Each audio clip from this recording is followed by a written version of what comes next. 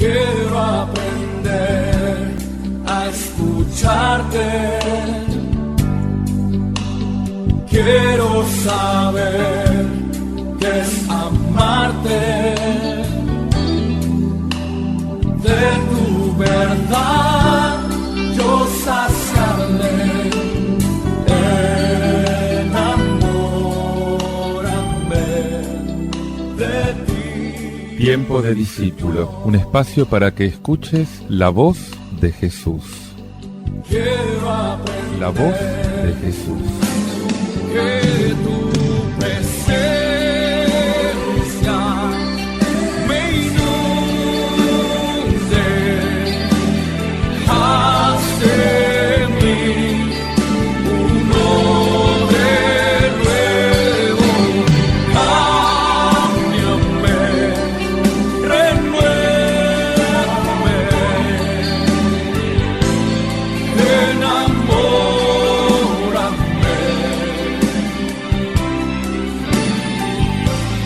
Enamórame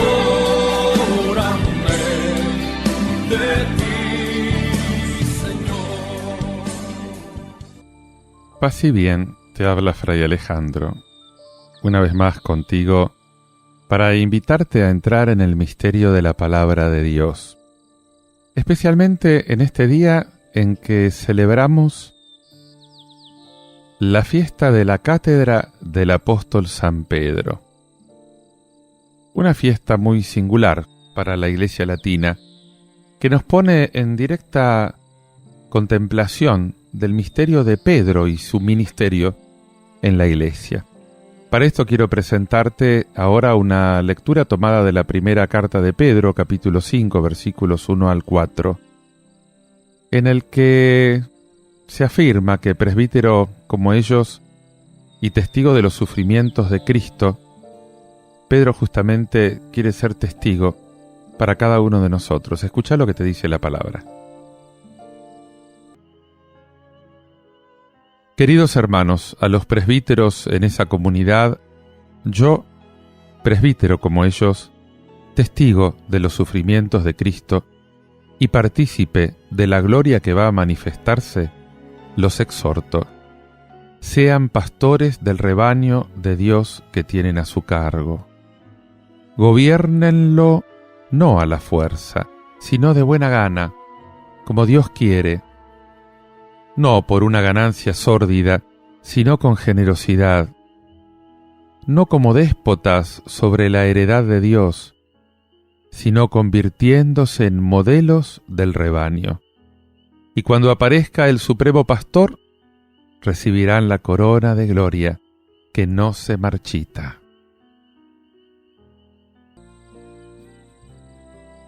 La liturgia latina hoy celebra la fiesta de la cátedra de San Pedro.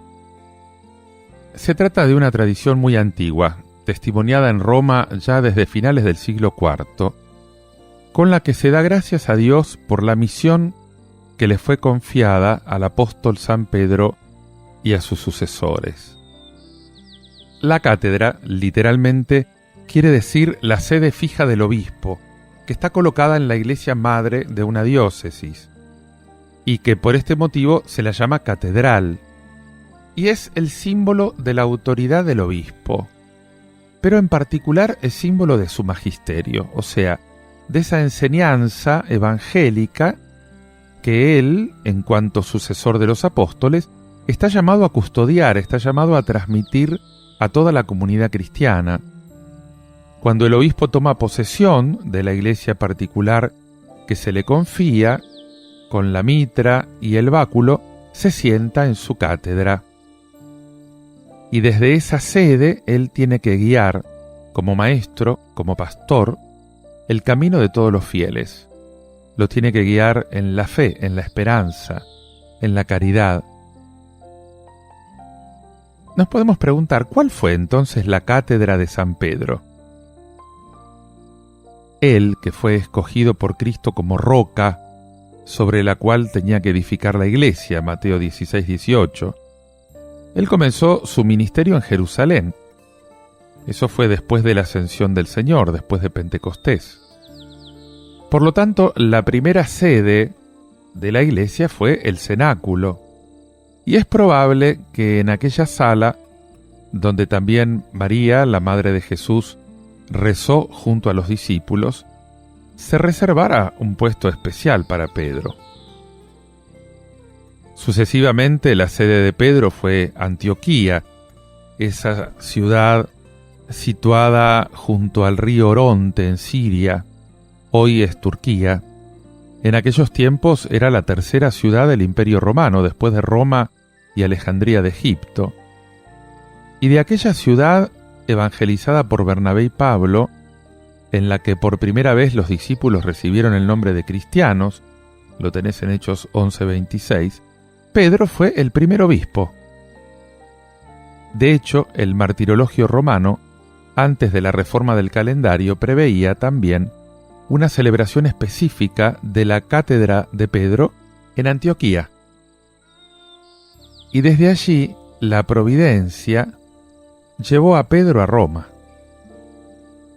Por lo tanto, nos encontramos con el camino que va de Jerusalén, de la iglesia naciente, a Antioquía, que es el primer centro de la iglesia, una ciudad que agrupaba a paganos y todavía unida a la iglesia proveniente de los judíos, y después Pedro, que se dirigió a Roma, el centro del imperio, el símbolo del mundo, del orbis de la tierra, donde concluyó con el martirio, esa carrera que hizo al servicio del Evangelio. Por este motivo, la sede de Roma, que había recibido el mayor honor, recibió también la tarea que le confió Cristo a Pedro, esa tarea de estar al servicio de todas las iglesias particulares, para la edificación, para la unidad de todo el pueblo de Dios.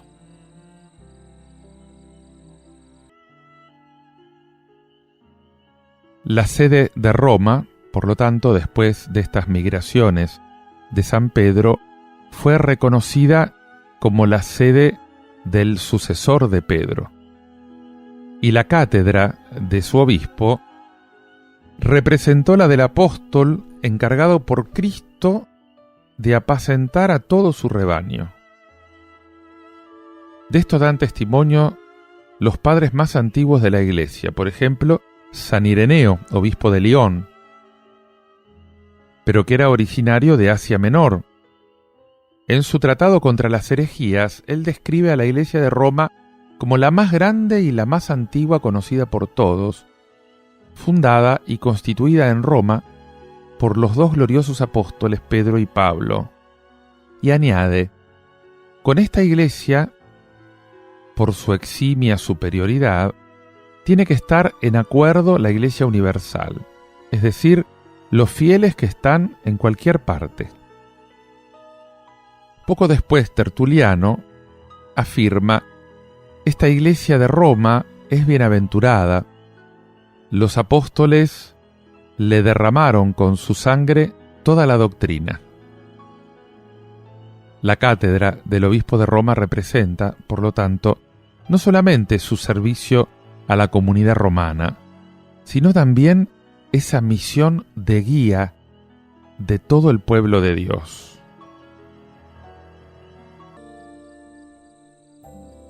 Celebrar la cátedra del apóstol Pedro, como hoy lo hacemos, significa, por lo tanto, atribuir a esta cátedra un significado fuertemente espiritual. Es reconocer en ella un signo privilegiado del amor de Dios, este pastor bueno, eterno, que quiere reunir a toda su iglesia, que quiere guiarla por el camino de la salvación. Entre los numerosos testimonios de los padres de la Iglesia, te quiero ofrecer el de San Jerónimo, tomado de una carta suya escrita al obispo de Roma, que es particularmente interesante porque menciona explícitamente la cátedra de Pedro y la presenta como un puerto seguro de verdad y de paz. Fíjate cómo lo describe San Jerónimo. Dice, he decidido consultar a la cátedra de Pedro, donde se encuentra esa fe que la boca de un apóstol ha ensalzado. Vengo ahora a pedir alimento para mi alma allí, donde recibí el vestido de Cristo. No sigo otro primado sino el de Cristo. Por esto me pongo en comunión con tu beatitud, es decir, con la cátedra de Pedro. Sé que sobre esta piedra está edificada la iglesia.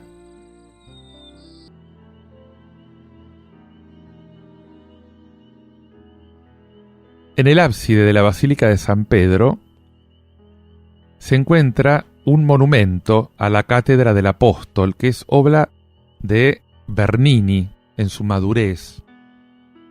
Un monumento realizado en forma de un gran trono de bronce sostenido por las estatuas de 4 doctores de la Iglesia, 2 de Occidente, que son San Agustín y San Ambrosio, y 2 de Oriente, San Juan Crisóstomo y San Atanasio. Y cuando se eleva la mirada sobre el vitró de alabastro que está por encima de la cátedra, uno contempla al Espíritu Santo. Qué importante es pedirle al Espíritu Santo que sostenga siempre con su luz y con su fuerza ese servicio cotidiano que el sucesor de Pedro, el Papa, tiene que realizar para toda la Iglesia. Por eso hay que dar gracias en este día por el Papa y orar especialmente por él. Te invito a que medites en todo esto y lo hagas escuchando y orando este canto, este tema musical titulado Mi Fe.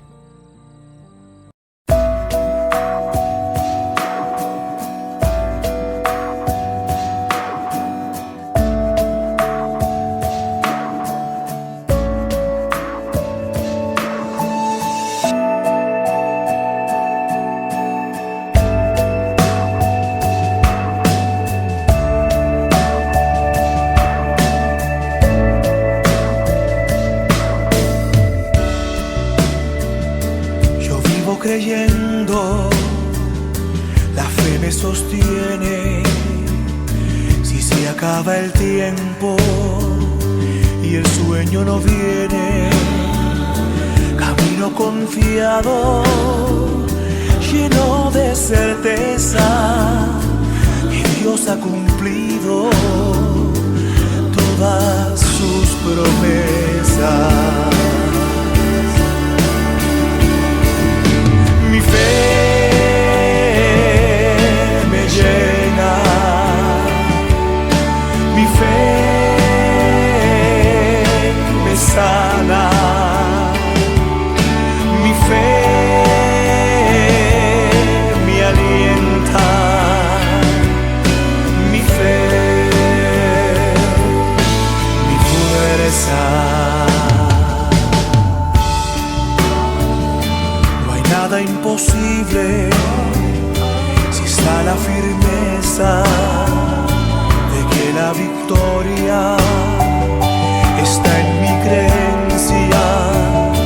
Por eso le grito fuerte a mi conciencia que soy bendecido de pies a cabeza. Mi fe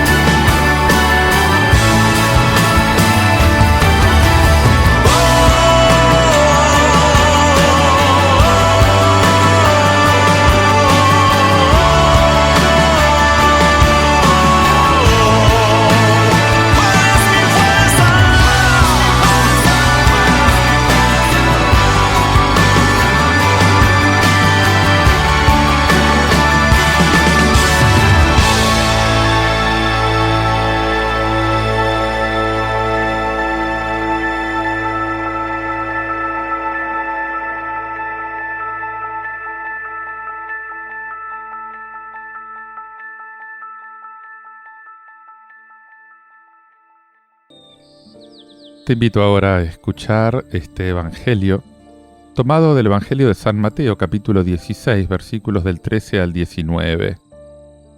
Escucha lo que te dice la palabra. En aquel tiempo, al llegar a la región de Cesarea de Filipo, Jesús preguntó a sus discípulos: ¿Quién dice la gente que es el Hijo del Hombre? Ellos contestaron: unos que Juan Bautista, otros que Elías, otros que Jeremías o uno de los profetas. Él les preguntó: ¿y ustedes? ¿Quién dicen que soy yo?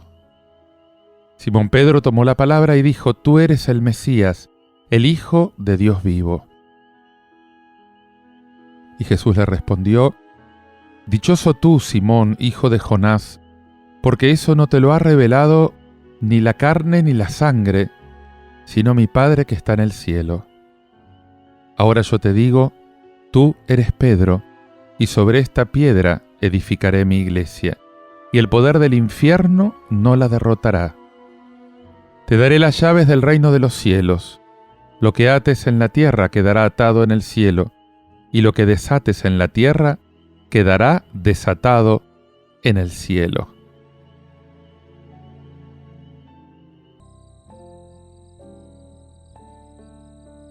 Un Simón balbuciente, hijo de Jonás, se convierte por el encuentro profundo con el Hijo de Dios vivo en un Pedro seguro, firme, confesor.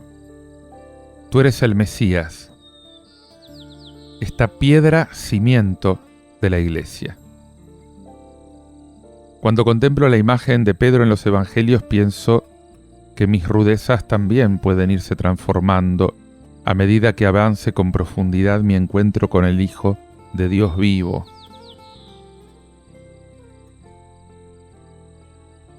Hace una semana se sentó a mi lado, en el ómnibus, un hombre que me recordó a Pedro, con todos los respetos a su cátedra. Mediana estatura, bigote poblado, barba de varias semanas, sucio, mal vestido, maloliente, poco culto, con mucha experiencia, un tanto rudo al hablar, pero manteniendo la corrección, espontáneo, franco, confiado. Espontaneidad, franqueza, confianza. Esos tres rasgos que hacen de Simón el hombre que se encuentra con Cristo, el Pedro de la fe.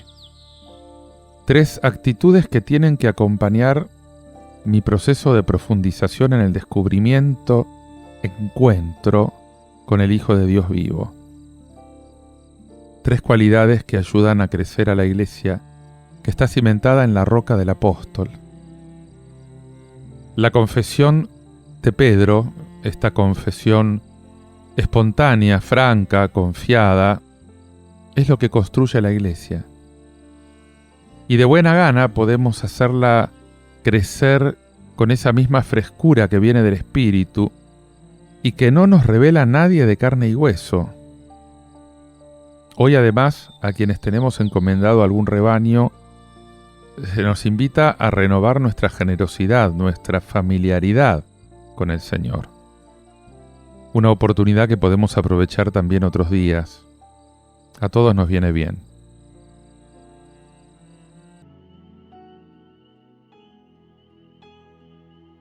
El paso a la parte pagana del lago tenía por objeto salir del territorio judío.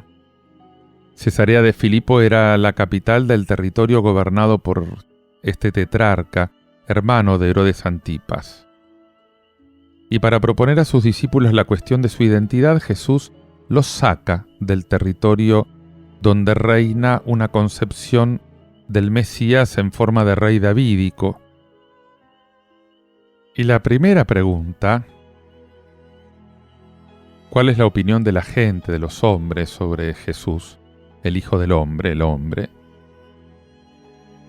El hombre es portador del Espíritu de Dios. Por contraste, los hombres en general son los que no están animados por el Espíritu de Dios, los que no descubren la acción divina en la realidad de Jesús. Este hombre, esta expresión, se refiere claramente a Jesús, en paralelo con la primera persona, el yo, de la pregunta siguiente. Y este pasaje muestra con toda evidencia que Mateo no interpreta el Hijo del Hombre como un título mesiánico.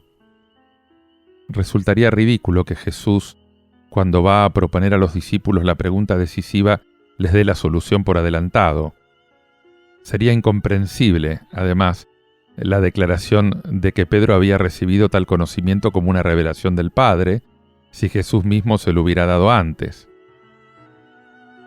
Y la gente asimila a Jesús a los personajes conocidos en el Antiguo Testamento.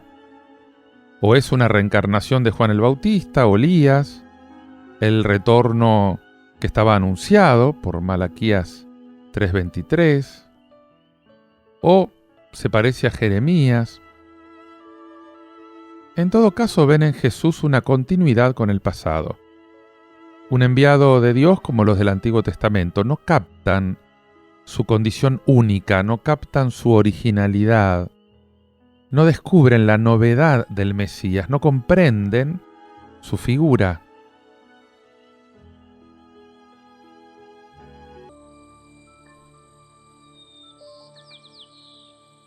La pregunta a los discípulos que lo acompañan en su actividad y recibieron su enseñanza es fundamental. Ahí lo tenemos a Simón Pedro, un nombre más que sobrenombre por el que era conocido, que toma la iniciativa, que espontáneamente se hace el portavoz del grupo. Y las palabras de Pedro son una perfecta profesión de fe cristiana. San Mateo no se contenta con la expresión de Marcos 8:29, tú eres el Mesías, que Jesús justamente rechaza por reflejar esa concepción popular del mesianismo. El Mesías de Dios, el ungido por Dios. La expresión de Mateo es mucho más completa. Opone el Mesías hijo de Dios al Mesías hijo de David de la expectación general.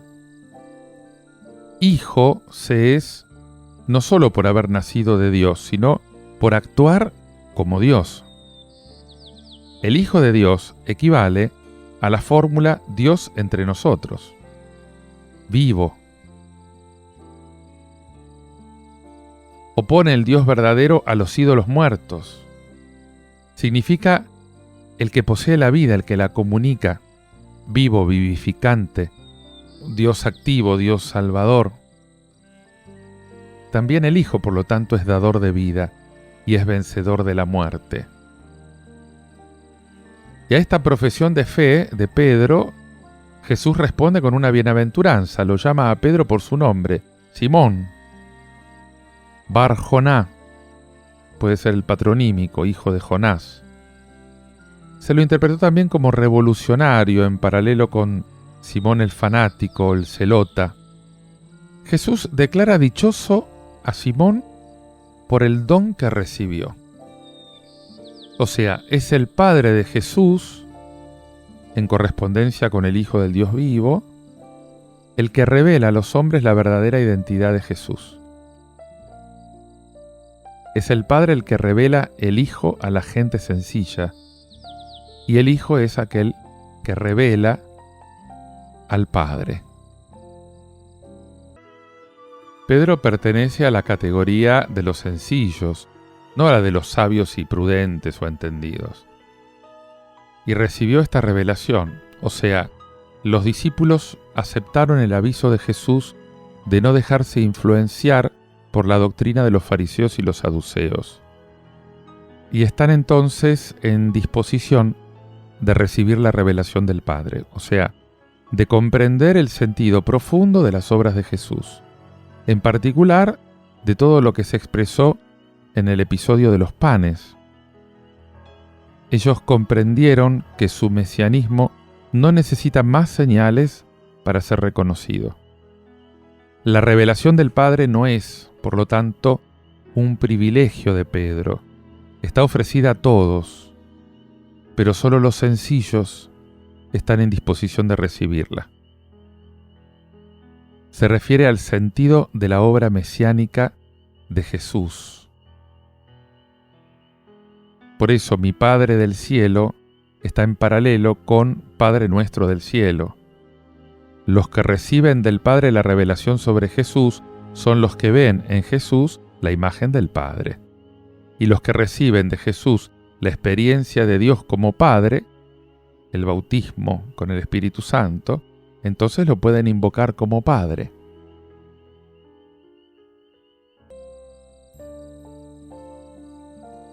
Jesús responde a la profesión de fe de Pedro: tú eres, ahora te digo yo, tú eres. Lo mismo que en la declaración de Pedro, Mesías no es un nombre, sino que indica una función. Así piedra también indica una función en la declaración de Jesús. Y acá hay dos términos, piedra y roca, que no son equivalentes. En griego, Petros es un nombre común, no propio, y significa una piedra que puede moverse e incluso lanzarse. Las piedras que se arrojan. En cambio, roca, en griego Petra, es el símbolo de la firmeza inconmovible. En este sentido, Mateo usa el término en 7:24-25, donde constituye el cimiento de la casa, que es la figura del hombre, del mismo hombre. De hecho, los pasajes de 7:24 y 16-18 están en paralelo.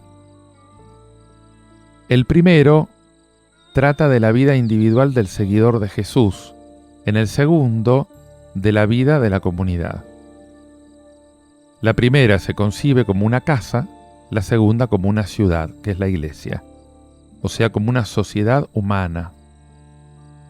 Y en este pasaje Mateo expone su tratado sobre la fe en Jesús, que es la que permite la construcción de una sociedad humana nueva, en la iglesia de Jesús, o este Israel mesiánico, la asamblea del Señor del antiguo Israel, que equivale al reinado de Dios en la tierra, al reino del hombre. Su base inamovible es la fe en Jesús como Mesías, Hijo de Dios vivo. Todo el que dé esta adhesión a Jesús va a ser piedra, va a ser una piedra utilizable para la construcción de la ciudad. Y después habla del poder de la muerte, las puertas del abismo, el reino de la muerte. Acá se presenta el reino de la muerte como una ciudad rival, como una plaza fuerte con puertas que representan el poder y el combate contra la obra de Jesús. Y dice que no la derrotará. Indica la victoria sobre la muerte, la indefectibilidad de la ciudad de Jesús, la permanencia del reino de Dios. Pero no solamente en su etapa terrestre, sino incluso a través de la muerte misma. Jesús es el dador de la vida, el Hijo del Dios vivo, y su obra no puede estar sujeta a la muerte. Acá se refleja el contenido de la última bienaventuranza, que anunciaba la persecución para los que son fieles a la opción de Jesús. Y también otros pasajes, por ejemplo, ese citado en 7:24 sobre no temer a los que pueden matar el cuerpo.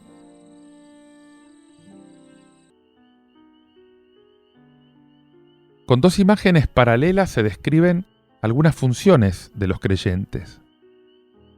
En la primera, el reino de Dios se identifica con la iglesia o con la comunidad mesiánica. Continúa la imagen de la ciudad con puertas. Los creyentes, representados por Pedro, tienen las llaves, o sea, son los que abren o cierran, admiten o rechazan.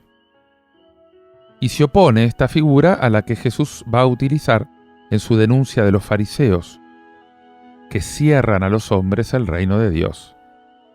La misión de los discípulos es todo lo contrario, abrirlo a los hombres. Sin embargo, no todos pueden ser admitidos, o no todos pueden permanecer en él, y esto se explicita en la frase siguiente: atar y desatar. Se refiere a tomar decisiones en relación con la entrada o no en el reino de Dios. Esta es una expresión rabínica. Procede de la función judicial que puede mandar a prisión o dejar libre. Y los rabinos la aplicaron a la explicación de la ley con el sentido de declarar algo permitido o no permitido. Pero en este pasaje, el paralelo con las llaves muestra justamente que se trata de una acción, no de una enseñanza. El pasaje no está aislado en Mateo. Su antecedente se encuentra en la curación del paralítico, donde los espectadores alaban a Dios por haber dado tal autoridad a los hombres. 9:8. La autoridad de que habla el pasaje está tipificada en Jesús, que tiene autoridad para cancelar los pecados en la tierra. Esa misma es la que transmite a los miembros de la comunidad, desatar. Se trata de borrar el pasado de injusticia, permitiendo al hombre comenzar una vida nueva en la comunidad de Jesús. Otro pasaje que explica el alcance de la autoridad de Jesús, de esta autoridad que Él le concede, está en 18:15-18. Acá se trata de excluir a un miembro de la comunidad, declarando su pecado. Resumiendo, Simón Pedro, el primero que profesa la fe en Jesús con la fórmula que describe perfectamente su ser y su misión, se hace el prototipo de todos los creyentes. Con los creyentes Jesús construye una nueva ciudad humana, que tiene como fundamento inamovible la fe. Una fe apoyada en este cimiento. La comunidad de Jesús va a poder entonces resistir todos los embates de las fuerzas enemigas representadas por los perseguidores. Los miembros de la comunidad pueden admitir en la comunidad, acá está el tema de las llaves, y entonces dar a los hombres que buscan la salvación la oportunidad de encontrarla. Y también pueden excluir a los que la rechazan. Las decisiones están refrendadas por el mismo Dios. Te invito a que medites y ores todo esto escuchando este tema musical de Tatiana, Esperando con Fe.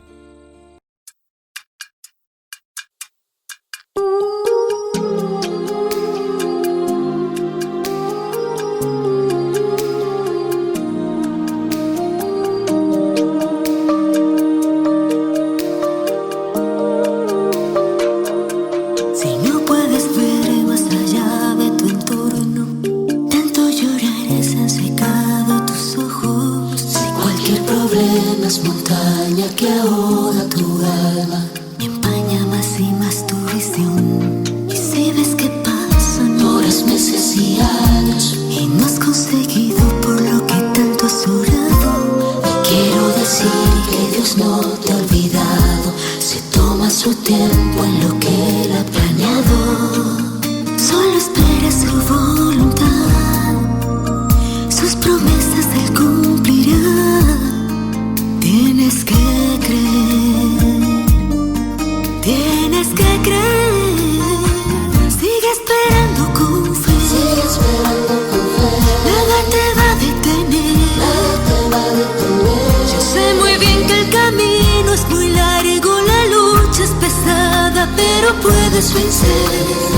Sigue esperando con fe, si crees lo puedes tener. Esperado, tu alma anhelado es tuyo si puedes creer. Sigue esperando con fe.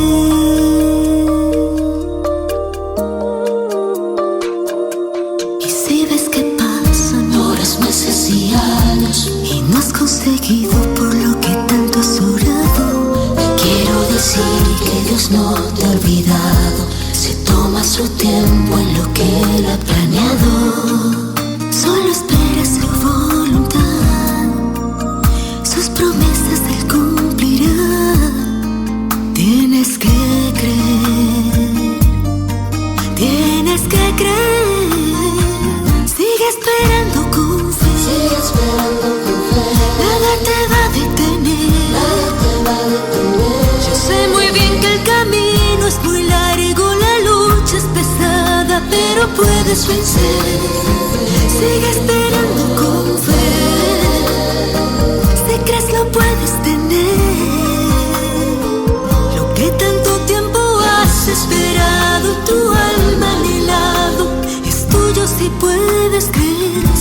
esperando con fe. Nada te va a detener.